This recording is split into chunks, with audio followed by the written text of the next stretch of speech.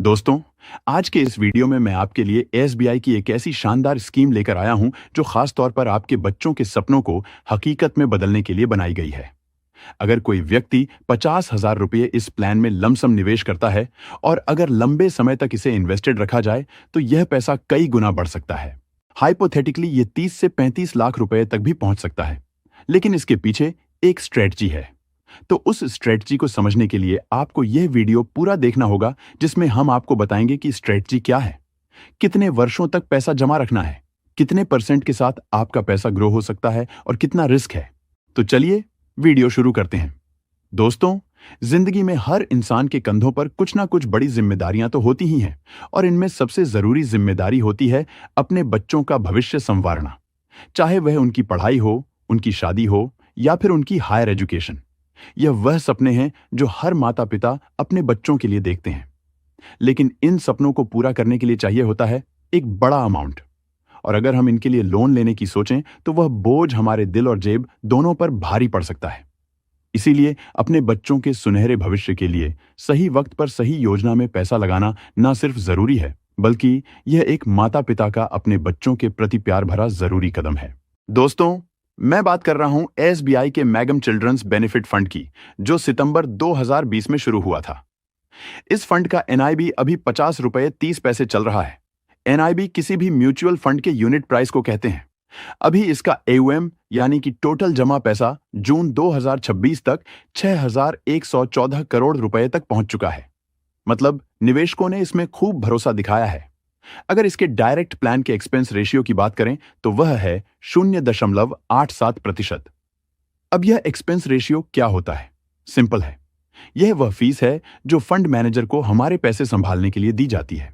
इस child plan में lock in period है 5 साल या बच्चे के 18 साल का होने तक, जो पहले हो। इसे उदाहरण से समझो। पहली कंडीशन, बच्चा जब 15 साल का था तब आपने इन्वेस्टमेंट स्टार्ट की। 3 साल बाद 18 का हो जाएगा, तब आप पैसा निकाल सकते हैं। इस स्थिति में आपको 5 साल पूरा होने का इंतजार नहीं करना पड़ेगा, क्योंकि बच्चा 18 साल का हो गया। दूसरी कंडीशन, बच्चा जब 5 साल का था तब आपने इन्वेस्टमेंट स्टार्ट की। 5 साल बाद उसकी एज 10 हो गई, तब भी लॉक इन खत्म हो सकता है और आप पैसे निकाल सकते हैं, क्योंकि 5 साल पूरे हो गए। अब बात करते हैं एग्जिट लॉट की। जब आप एक तय समय से पहले पैसा निकालते हैं तो पेनल्टी देनी होती है, जिसे एग्जिट लॉट कहा जाता है। अब अगर आप 5 साल का लॉक इन पीरियड पूरा होने के या बच्चा 18 साल का होने के बाद पैसा निकालना चाहते हैं तो एग्जिट लॉट इस तरह लगेगा। अगर लॉक इन खत्म होने के 1 से 365 दिन मतलब 1 साल के अंदर पैसा निकालते हैं तो 3% पेनल्टी लगेगी। अगर लॉक इन खत्म होने के 1 साल से 2 साल के बीच में पैसा निकालते हैं तो 2% पेनल्टी लगेगी।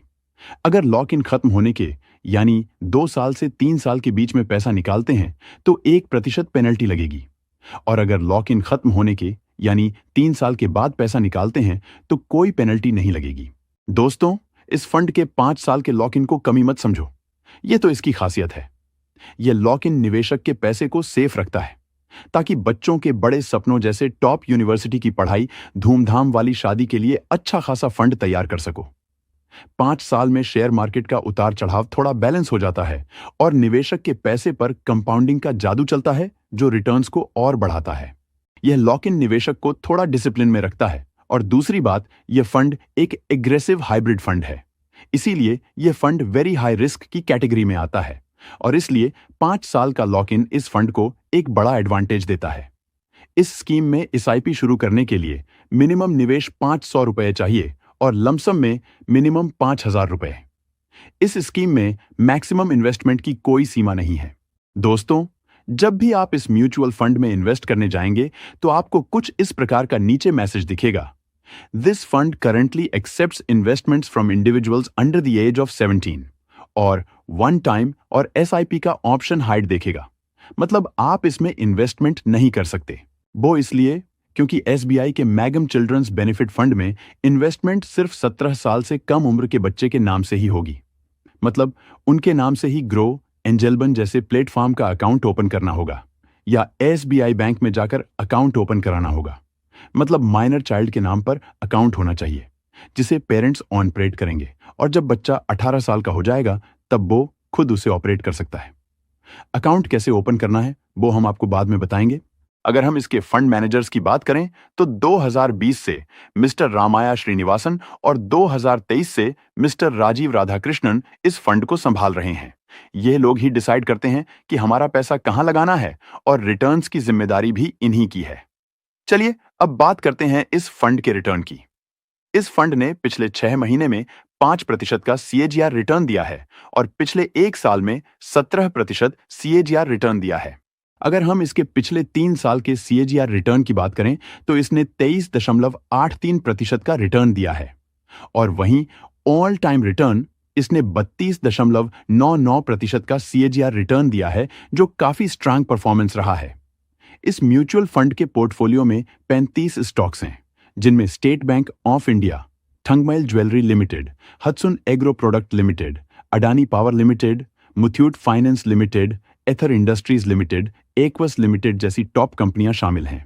आइए अब टॉपिक पर वापस लौटते हैं और कैलकुलेट करके देखते हैं कि कितना जमा करने पर कितना हो सकता है।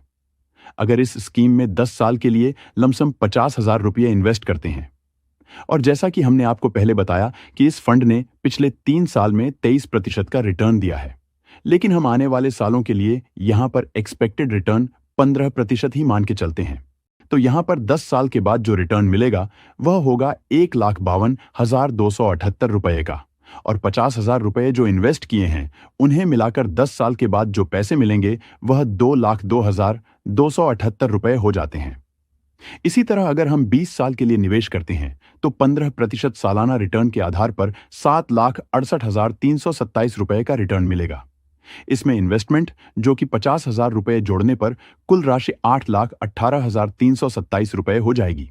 25 साल के लिए निवेश करने पर आपको 15,95,948 रुपये का रिटर्न मिलेगा और इन्वेस्टमेंट जो कि 50,000 रुपये जोड़ने पर कुल राशि 16,45,948 रुपये होंगी।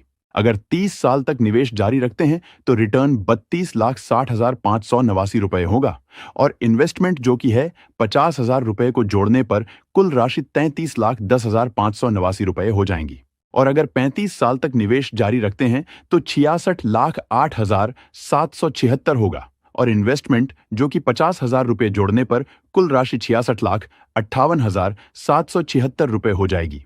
अब दोस्तों आप कहेंगे 35 साल का इंतजार बहुत होता है, लेकिन बेटी की शादी तो 22 साल के बाद ही करनी है। तो अगर आपने 50,000 इन्वेस्टमेंट की 22 सालों के लिए तो कुल पैसों की वैल्यू 10,82,237 होगी। लेकिन अगर आप इससे भी बड़ा अमाउंट चाहते हैं तो आपको एक साथ 1 लाख 2 लाख की लमसम इन्वेस्टमेंट करनी होगी। दोस्तों ऊपर जो आपने यह कैलकुलेशन देखी, यह कैलकुलेशन कंपाउंड इंटरेस्ट के आधार पर की गई है, जिसमें रिटर्न हर साल आपके निवेश पर जुड़ता जाता है। एक बार फिर ध्यान दें कि म्यूचुअल फंड के रिटर्न बाजार के जोखिमों पर निर्भर करते हैं और 15% का अनुमानित रिटर्न गारंटीड नहीं है। निवेश से पहले स्कीम की डिटेल्स और जोखिमों को अच्छी तरह समझ लें, और यह कोई इन्वेस्टमेंट एडवाइस नहीं है, केवल एजुकेशन के लिए है। अगर दोस्तों आपको यह वीडियो पसंद आया तो इसे लाइक करें, हमारे चैनल को सब्सक्राइब करें। वीडियो देखने के लिए आपका बहुत बहुत धन्यवाद।